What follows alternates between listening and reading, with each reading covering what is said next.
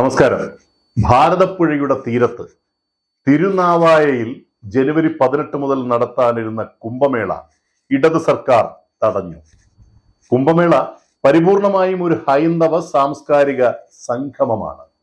പൂജകളും ഹോമങ്ങളും യാഗങ്ങളും സാംസ്കാരിക പരിപാടികളും ആത്മീയ പ്രഭാഷണങ്ങളും സേവന പ്രവർത്തനങ്ങളും ഒക്കെയായിരുന്നു മഹാമാഘ ഉത്സവത്തിന്റെ ഭാഗമായി നടത്തേണ്ടിയിരുന്ന കുംഭമേളയിൽ സംഘാടകർ പദ്ധതിയിട്ടിരുന്നത്.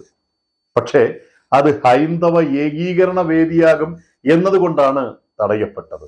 1194 ബനാറസിൽ 1000 ക്ഷേത്രങ്ങളാണ് വിദേശികൾ തരിപ്പണമാക്കിയത്.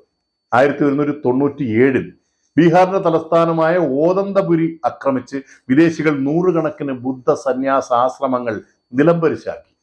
1320 ദേവഗിരിയിലെ സർവക്ഷേത്രങ്ങളും തകർക്കപ്പെട്ടു.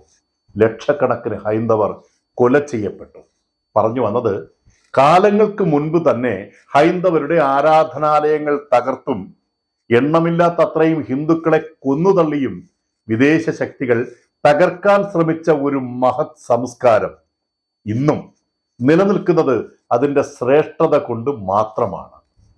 വിദേശികൾ ഈ മണ്ണ് ഒഴിഞ്ഞു പോയിട്ടും ഹൈന്ദവ ഏകീകരണത്തെ തകർക്കുവാനുള്ള ശ്രമങ്ങൾ ഇന്നും നമ്മൾ തിരഞ്ഞെടുത്ത് അയക്കപ്പെട്ടവർ തുടർന്നുകൊണ്ടേയിരിക്കുന്നു. ജനാധിപത്യം, മതേതരത്വം എന്നൊക്കെയാണ് വെപ്പ്.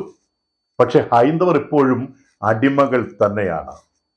ഹിന്ദുക്കൾ ഒഴികെയുള്ളവർക്ക് എവിടെ വേണമെങ്കിലും എന്ത് മഹാ കൺവെൻഷനുകളും നടത്താം. ആരും തടയില്ല, തടസ്സവുമില്ല. ഇനിയും എത്ര കാലം ഇങ്ങനെ തുടരും?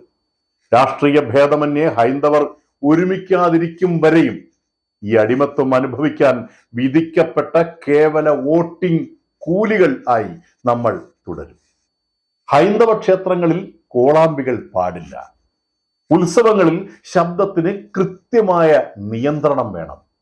ആണ്ടിലൊരിക്കൽ മാത്രം നടത്തപ്പെടുന്ന ഉത്സവങ്ങൾ രാത്രി 9:59 നിർത്തിയില്ലെങ്കിൽ പോലീസ് വേട്ട ആരംഭിക്കും. നിശബ്ദമാക്കിയും അന്ധത സൃഷ്ടിച്ചും പലയിടങ്ങളിലും ലാത്തി ചാർജ് നടത്തിയും ക്രൂരമായ ആക്രമണം അഴിച്ചുവിടും. ഇതെന്താണ് ഒരു വിഭാഗം മാത്രം ഇങ്ങനെ പീഡിതരായി തുടരുന്നത്? ഈ രാഷ്ട്രീയ അടിമത്വത്തിൽ നിന്ന് എന്നാണ് ഹിന്ദുക്കൾ മോചിതരാകുന്നത്?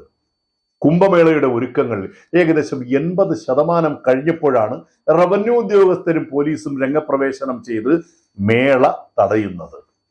വെള്ളക്കാർ നമ്മുടെ മണ്ണിലെത്തി നമ്മുടെ സഹോദരങ്ങളെ ഭിന്നിപ്പിച്ച് ഇന്ത്യക്കാരെ കൊണ്ട് തന്നെ ഇന്ത്യക്കാരെ കൊന്നൊടുക്കി ഈ നാട് ഭരിച്ച് സർവസ്വവും കൊള്ളയടിച്ച് കടത്തിയതുപോലെ തന്നെ ഇപ്പോഴും രാഷ്ട്രീയമെന്ന കൊടും വിഷം തലയ്ക്ക് പിടിച്ച അധികാര കൊള്ളയ്ക്ക് വേണ്ടി ഹൈന്ദവ സംസ്കാരത്തെ വെല്ലുവിളിച്ച് ഹിന്ദുവിന്റെ സ്നേഹൈക്യ സംഗമങ്ങളെ തകർത്ത് മുന്നേറുന്നു. ഭിന്നിപ്പിച്ചു ഭരിക്കുക എന്ന തന്ത്രം ഇന്നും പൂർവാധികം ശക്തിയോടെ നിലനിൽക്കുന്നു. കുംഭമേള തടഞ്ഞു.